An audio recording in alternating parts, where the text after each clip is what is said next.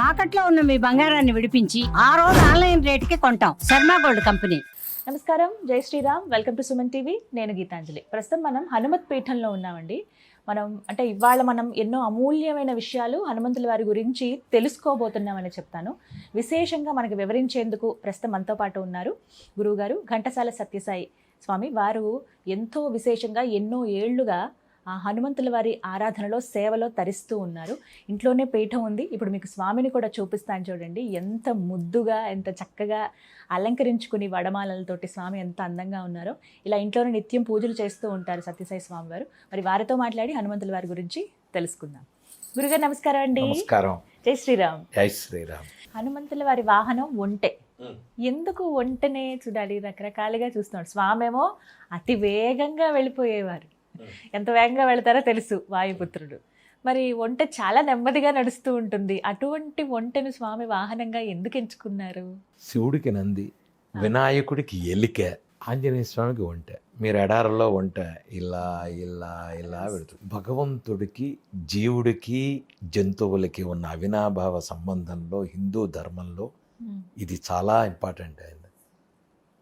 ఒంటిని వదిలేసాం, అది అనకుండా ఆంజనేయ స్వామితో జంతువుని కలబెడితే ఒంటిది. ఇప్పుడు నా దగ్గర ఉంటుంది ఒంటె, ఆ దగ్గర కూడా ఉంటుంది. ఒంటెలో అంటే భగవంతుడు మీరు నిదానించినంత మాత్రాన మీకు వేగం లేదని అనుకోవద్దు. మీరు పరిపూర్ణ పక్వత చెందిన తర్వాత టక్కన ఒక మాట మాట్లాడరు. మీకు అర్థమైందా తత్వం అది? అలాగే బరువు మోసే మనిషి నిదానంగా పెడతాడు, అది ఎలిక. మీరు ఎలిక చూడండి, మీరు వినాయకుడు ఎలిక. ఎలిక ఎంత ఉంటుంది? ఎంత ఉంటుంది? అప్పుడు ఏమిటంటే మన పరిస్థితి ఎదుగున కొద్దీ ఒదుగు అంటారు చూడండి. వేగం తగ్గుతుంది, జ్ఞానం పెరుగుతుంది. ఈ జ్ఞానం పెరిగినప్పుడు వాయువేగం మీకు మనస్సులో ఉంటుంది. వాయువేగం స్వామివారి మనసులో ఉంటుంది. కాలి నడక ఒక్కో కాలు పడుతుంది. ఇది దానికి సృష్టికి సంబంధమైంది. అవసరం వచ్చినప్పుడు ఒంటె పరిగెత్తినట్టు, ఒంటె చేసినట్టు ఇంకోటి. మీరు ఒంటె ఎన్ని రోజులైనా దాహానికి ఆరుస్తుంది.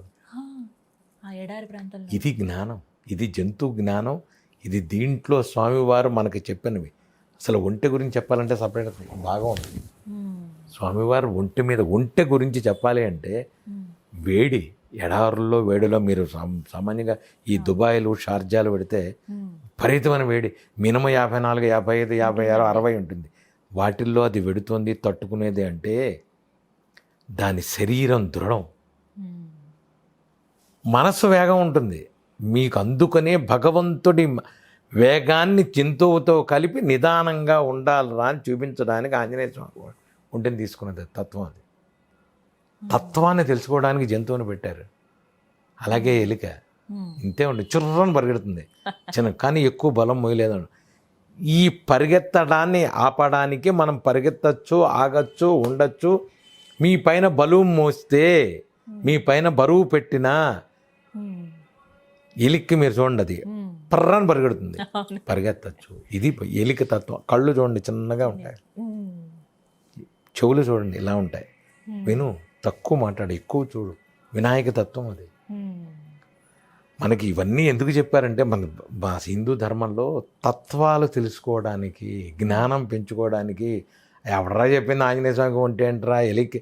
మీకు తత్వం ఏం తెలుసు? అసలు దీనికి కారణం ఏంటి అది తెలుసుకోవాలి ముందుగా. ఒంటె తత్వం ఏమిటి? ఒంటె చేసేది ఏమిటి? ఇవాళ ఒకవేళ దానికి దాహం ఇవాళ తాగేసింది, 4 రోజుల తర్వాత దాకా నీళ్లు ఉనంటే తాగుతుంది. మనకి ఓపికలు తగ్గాయి ఈ రోజుల్లో. ఒంటెంత ఓపిక ఉండాలి. ఎంతటి కష్టాలనైనా తట్టుకునే తత్వం మన శరీరంలో, మన మనసుకు ఉండాలి. ఒంటె నేర్పుతుంది అది. ఎడారి పైన బోళ్ళన్నీ వేస్తారు వాళ్ళు సామాను, అది నడుస్తుంటుంది. ఈ తత్వం నీకు తెలియాలి. అందుకు ఆంజనేయ స్వామి దాన్ని తీసుకున్నాడు. ఇది కాదది. ఈ జంతుతత్వం, మనిషి తత్వం, దైవత్వం 3 కలిపితే ఏదో ఒక సందేశం ఖచ్చితంగా వస్తుంది, ఖచ్చితంగా ఉంటుంది.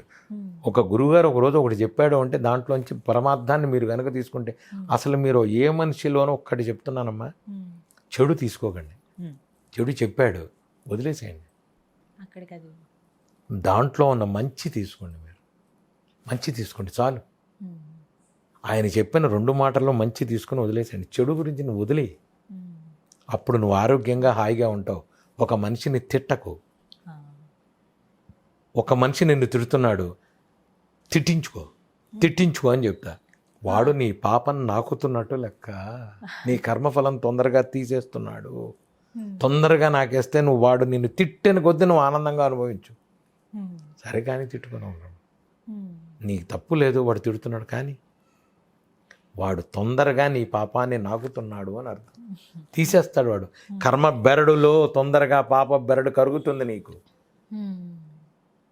మీకు నేను ఆళ్వారులది చెప్తాను. నేను ఆళ్వారుల్లో ఒక ఆళ్వారు వెంకటేశ్వర స్వామి దగ్గర నుంచి పొద్దున్నే ప్రదక్షిణం చేస్తుంటాడు ఆయన. అమర్యాద క్షుద్ర చలమతి అసూయ ప్రసవభూ కృతజ్ఞో దుర్మానే స్మర పరవశో వంచన పర నృశంస పాపిష్ట కథమహమితో దుఃఖజలదే అపారాత్ ఉత్తీర్ణ తవ పరిచరేయం చరణయో అని వెంకటస్వామి దగ్గరికి వెళ్ళి రోజు ఆయన పాడుతుంటాడు ఆళ్వారు. రోజు వెంకటస్వామి దగ్గర. ఈ వెనకాల ఒక 30-40 మంది కిండలు చేసేవాళ్ళు ఉంటారు కదా ఎప్పుడు మనల్ని. అమర్యాద క్షుద్ర అనగానే వెనకాల వాళ్ళు అవును అమర్యాదుడే వీడు, క్షుద్రుడే వీడు, చలమతే వీడు ప్రదక్షిణం చేస్తున్నాడు, వెనకాల ఈయన అవును అవును అంటూ వీళ్ళందరూ తిరుగుతుంటారు. ఆయన మళ్ళా ప్రదక్షిణ వచ్చిన తర్వాత చెప్తాడు, స్వామి రోజు నేను చెప్తే నమ్మట్లా, ఇవాళ సాక్ష్యం తెచ్చానయ్యా, నన్ను నమ్మవయ్యా అంటాడు. ఈ జ్ఞానం ఏ రోజైతే మనకు వస్తుందో పొద్దున్నే అది చదువుకోవాలమ్మా. అమర్యాద క్షుద్ర చలమతి చదువుకోండి. మీరు జ్ఞానంలో ఎవరం కాదు. ప్రపంచంలో మనకి తెలియని కొన్ని కోట్ల తత్వాలు ఉన్నాయి. తెలియని విషయాలు చాలా ఉన్నాయి. నాకేమీ తెలియదు.